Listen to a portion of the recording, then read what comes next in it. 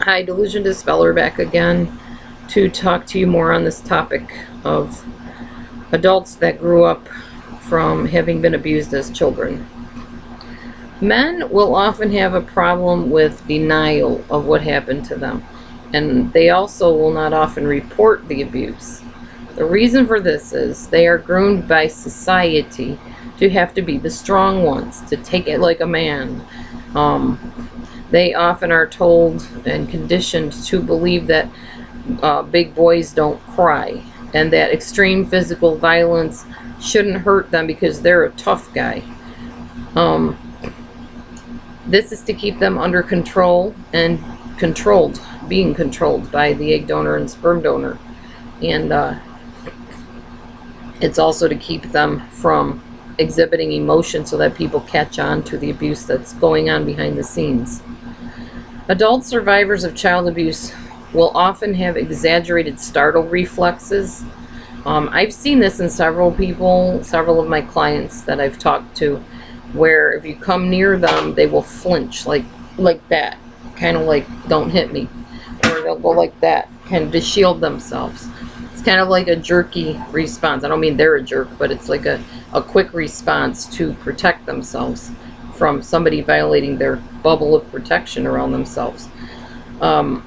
If you call their name and they're in deep thought or maybe dissociated, they'll jump and look up suddenly. And you can explain to them, I didn't mean to scare you, and they're fine with that. But they do have that reflex that's very pronounced because of being hit so much, because of being screamed at. It's just a natural response that they're afraid. Sometimes they'll keep their hands near their face a lot. They might play with their hair. I know somebody that twirls her hair around her finger and sucks her thumb. And she's like in her 20s. That's an insecurity. That's something that's not just, oh, that's a cute habit or a bad habit. It's really an insecurity. It makes them feel secure, like they're holding on to something, stabilizing themselves. Let's see. They'll also do this if they're confronted. A lot of people, they're not used to confrontation being something that they can handle. Confrontation is very adversarial to them, so they'll often kind of hide from it. Dissociative amnesia is another thing common in adults who were traumatized as children. What this looks like is that the adult has blocked out painful parts of their past and they can't remember them. This is not like simply forgetting something or, ooh, it slipped my mind. It's a total blocking of, even from one's own mind, of everything that happened during a certain time period that was traumatic. Sometimes they'll even block out happy things. Usually trauma, though, from what I've seen. And they'll block it out as if it never occurred completely. Dissociative identity disorder is another more severe form of this, in which people fragment off into different personalities, different identities. In that case, they form separate personalities to deal with different aspects of the victim's life as a child. This looks like there are different people inside a person, like many different people living inside that individual.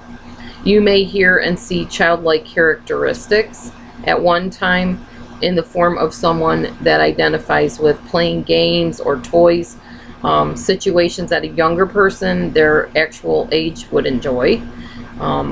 Then you might next hear and see a responsible adult doing mature things and tasks and actually working jobs. They might have an office job, or they may be a counselor mediating between two people or more.